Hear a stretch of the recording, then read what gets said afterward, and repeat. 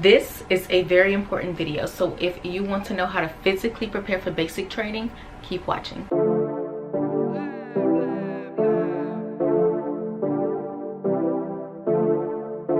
Hi Battle Baes, and welcome back to my channel. If you are new, I am Andrea Siobhan and I'm currently a specialist in the United States Army. Before I start, I just want to put out a disclaimer that I'm not a fitness guru, a fitness trainer, a personal trainer, an expert, a nutritionist, nor do I claim to be. The information that I'm putting out worked for me, so it may work for you. So this is for all of you wanting to know how to physically prepare for basic training. Because while it is true, basic training will get you right, you will lose weight and you will be in the best shape of your life. You don't want to go and not be able to do as much as a push-up. You want to be able to do something. So first I want to talk a little bit about some of the physical things that you're going to be doing at basic training. You are going to do a lot of running. You're going to run everywhere, you're going to walk everywhere, you're going to march everywhere. So you will be getting in a lot of cardio. And to add to that, you are going to be wearing your uniform, which is going to be oversized 90% of the time at basic, and those boots that they issue are so heavy.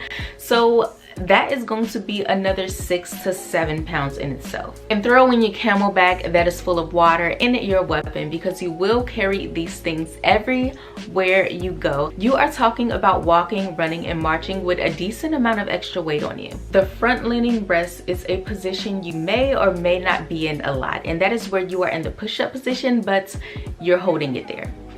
V-ups, flutter kicks, these are a few other things that you may encounter a lot. So you just want to be prepared, okay? As prepared as you possibly can, because you are going to be getting hit with these things from the start. So again, you don't need to be in perfect shape, but you want to be conditioned. And the most important thing to focus on is your diet, especially if you are needing to lose some weight to join the army. Through your diet is going to be the way. I know on any fitness journey or any weight loss journey, you hear this over and over again, and that is you need to eliminate fast foods. And I know it sounds simple, but it is easier said than done. But if you can eliminate fast foods, you are giving yourself the choice of choosing more quality foods, and you're putting yourself in control over what it is that you're putting into your body. Also, drinking lots of water, and if you can eliminate all the other beverages, then that would be ideal.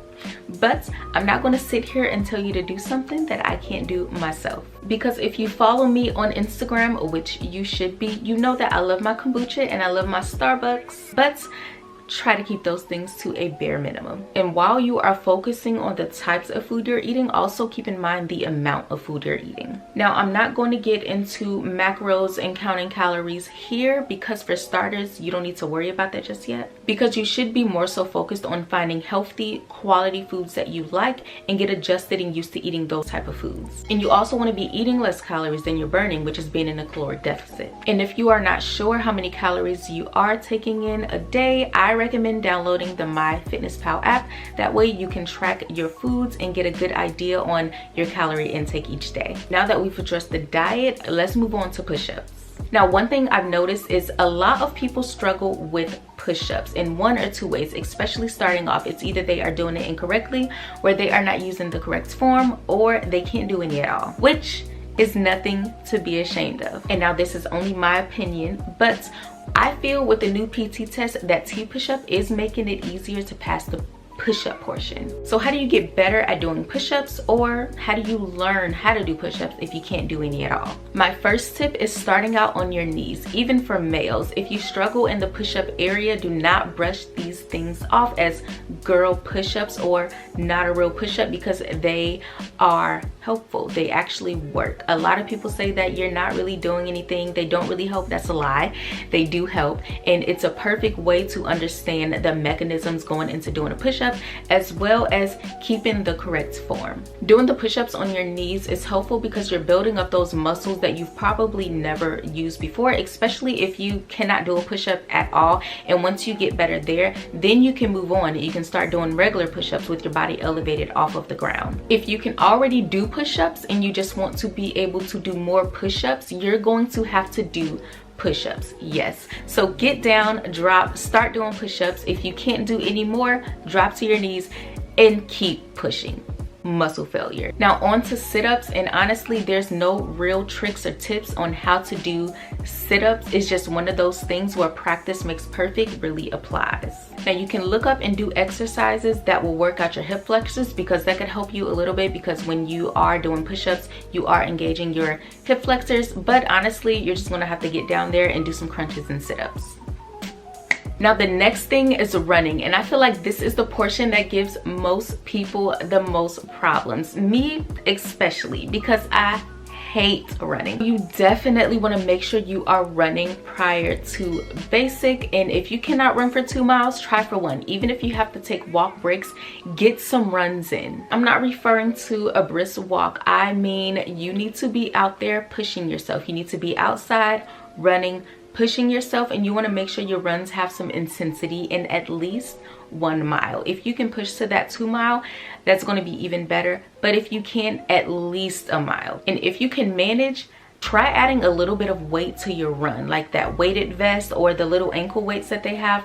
Try using those, because it'll help you become a little bit more accustomed to the weight that you'll have to run with in basic training. And real quick, for my 68 Charlies, I'm about to be in AIT with when we go on these runs, okay? Mind your business when you see me struggling, because I'm only gonna look like I'm moments from death. I'm only gonna look like I'm seeing Jesus at the moments, and I'm only gonna look like a fish out of water that cannot breathe, but it's okay.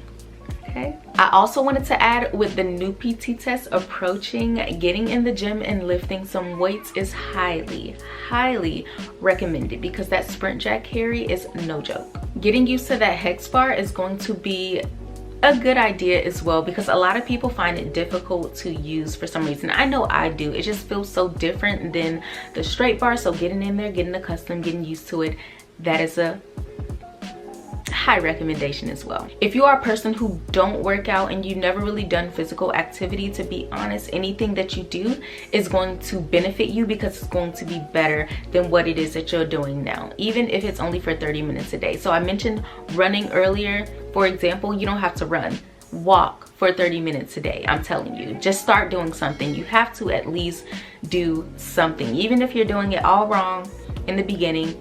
Just start and do something. And this isn't so much physical, but learning to go to bed early is going to be a very big plus for you. And I don't mean just going to bed as in I'm in bed, you know, I went to bed. No, I mean actually being able to rest your mind, you know, quiet your mind, and actually go to sleep early, because that is going to help you tremendously when it comes to waking up super early like you're going to have to do. A lot of you are heading off to basic training fairly soon here from the messages and comments and stuff that I get, so I want to make sure you are prepared as much as possible, and I also want to say good luck on your journey. For those of you going to Fort Sam, I will see you there. If you found this video helpful, be sure to give it a thumbs up. Make sure you subscribe. That will really help me out, and I will see you in the next video.